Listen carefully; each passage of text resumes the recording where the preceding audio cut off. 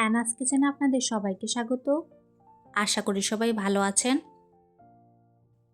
আজকে আমি বানাবো চিকেন কষা। প্রথমে মিক্সি জারে 2টো পেঁয়াজ ও 2টো রসুনের কোয়াকে পেস্ট করে নেব।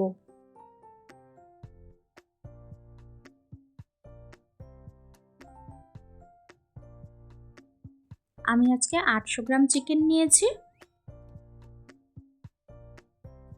ভালো করে ধুয়ে নিয়ে জল ঝরিয়ে হলুদ গুঁড়ো, লঙ্কা গুঁড়ো, 1 চামচ আদা বাটা,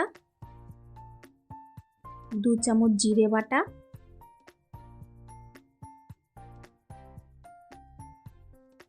এরপর মিক্সিতে করা পেস্টটা দিয়ে দিব। সবগুলো উপকরণ দিয়ে খুব ভালো মতো মাখিয়ে নিতে হবে।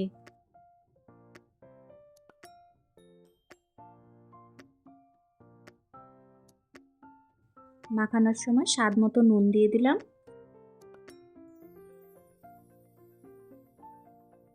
ভালো করে মেখে নিয়ে 30 মিনিটের জন্য ঢাকা দিয়ে রেখে দেব। সেই সময় 2টো টমেটোকে সেদ্ধ করে নেব। টমেটো দুটোকে আমি সেদ্ধ করে পেস্ট করে নিয়েছি। এরপর প্যানে পরিমাণ মতো সর্ষের তেল দিয়ে দিলাম। তেল গরম হয়ে আসলে 2টো পেঁয়াজ কুচি দিয়ে দিব।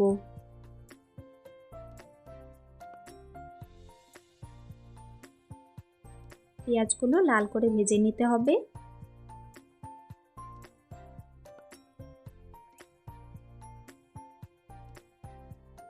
একটু সময় নিয়ে পেঁয়াজগুলো ভেজে নিয়েছি।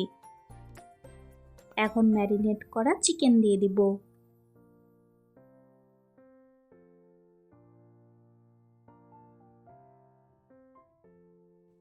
চিকেন দিয়ে ভালো করে নাড়াচাড়া করে নেব।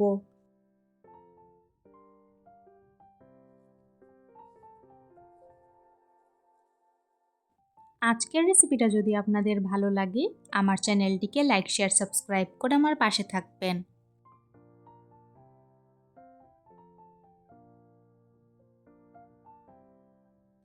দশ মিনিট মতন লো টু মিডিয়াম ফ্লেমে কষিয়ে নিয়েছি।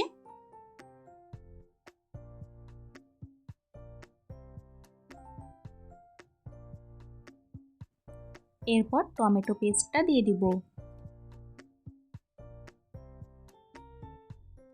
টমেটো বাটা দিয়ে 10 মিনিটের জন্য ঢাকা দিয়ে রেখে দিলাম।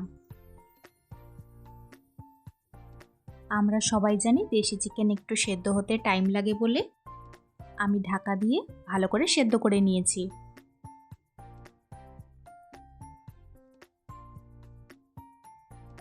মাংস থেকে যে জল উঠেছে সেই জলটা সম্পূর্ণভাবে শুকিয়ে নিতে হবে। দেখুন চিকেন কষা দেখতে কতটা দারুণ হয়েছে, আর খেতে কিন্তু অসাধারণ হয়। নামানোর আগে 1 চামচ গরম মশলা বাটা দিয়ে দিলাম।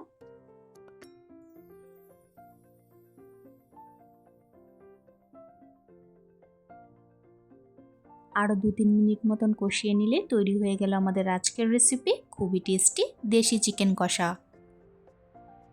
রেসিপিটি কেমন হয়েছে অবশ্যই কমেন্টসে জানিও। এই চিকেন কষা ভাত, রুটি, পোলাও সব কিছুর সাথে কিন্তু খুব ভালো লাগে খেতে।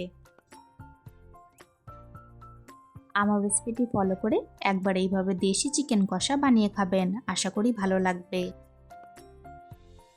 আজকের ভিডিও দেখার জন্য আপনাদের সবাইকে অনেক ধন্যবাদ। সবাই খুব ভালো থাকবেন।